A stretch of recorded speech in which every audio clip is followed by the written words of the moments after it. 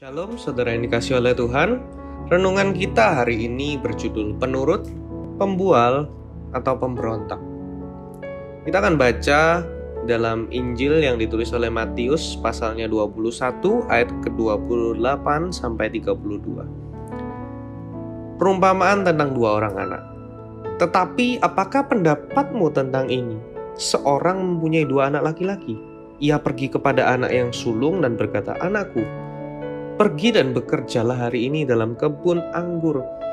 Jawab anak itu, "Baik, Bapa." Tetapi ia tidak pergi.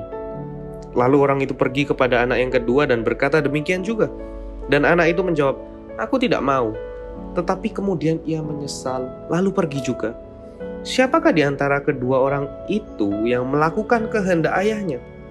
Jawab mereka, "Yang terakhir." Kata Yesus kepada mereka, "Aku berkata kepadamu, sesungguhnya pemungut-pemungut cukai dan perempuan-perempuan sundal akan mendahului kamu masuk ke dalam kerajaan Allah. Sebab Yohanes datang untuk menunjukkan jalan kebenaran kepadamu, dan kamu tidak percaya kepadanya.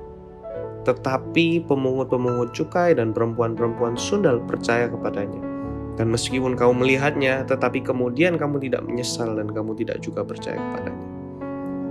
Cerita ini muncul dan perumpamaan ini diberikan kepada orang-orang yang sedang mau menguji Yesus, mencobai Tuhan.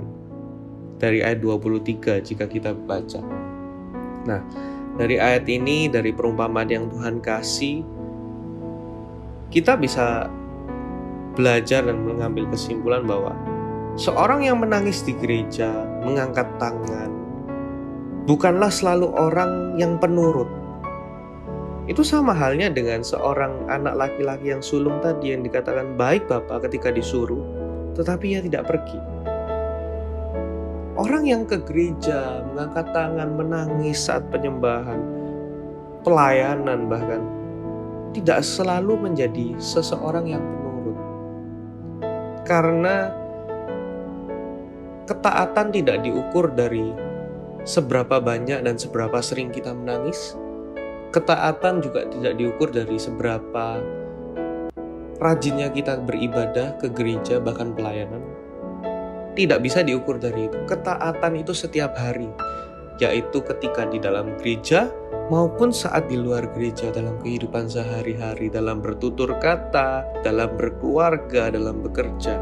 Ketaatan tidak hanya diukur dalam di gereja. Tapi ini pun tidak bisa menjadi alasan untuk orang-orang yang tidak rajin beribadah dan tidak rajin pelayanan. Salah satu bentuk ketaatan kita kepada Tuhan adalah ketika kita juga beribadah, ketika kita melayani. Mungkin ada orang-orang yang berkata di luar sana, "Mending aku tidak pelayanan tapi tidak munafik, daripada orang yang pelayanan di gereja banyak, jadi WL, jadi singer, jadi pemain musik, tapi masih gemar berbuat dosa. Untuk apa? Mending aku jadi apa adanya." Banyak orang yang berpandangan seperti itu. Apakah itu benar? Tentu saja juga tidak. Statement tersebut pun salah, saudara. Di hadapan Allah yang dipermasalahkan bukan munafik atau tidaknya, melainkan taat atau tidaknya.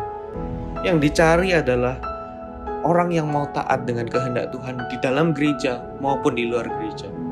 Beribadah, rajin beribadah, suka pelayanan, tapi di kehidupan aslinya, saat bekerja, saat berinteraksi dengan orang, di lingkungan di mana ditempatkan, dia tetap bisa melayani, tetap menjaga tutur kata, pikiran, hidupnya, semua tetap dia bisa taat kepada firman Tuhan.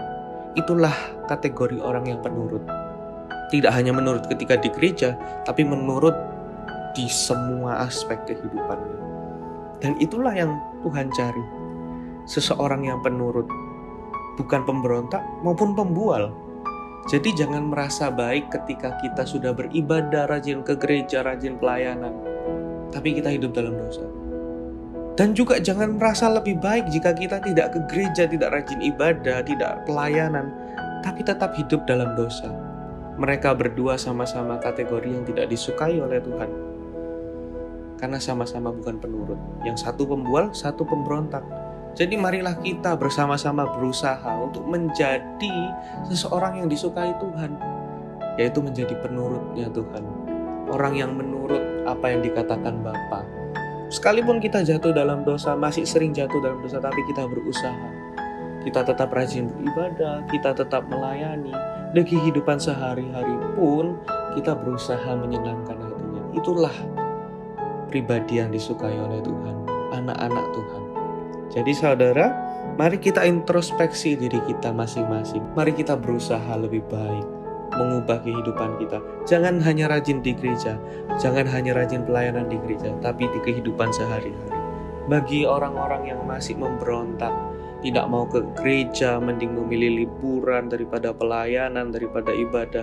Mari kita benahi diri kita juga, bahwa ke gereja dan pelayanan itu adalah bentuk persembahan kita, bentuk terima kasih kita kepada Tuhan bahwa sudah diberi kasih karunia yang besar di hidup ini. Mari kita jangan sombong. Mari kita benahi diri dan terus menurut kepada Tuhan, menurut firman-Nya, agar kita bisa senangkan hatinya sampai pada akhirnya kita bertemu dengan Dia. Dan kita bisa senyum lebar dan berkata, aku mau menyenangkanmu setiap hari. Tuhan Yesus memberkati.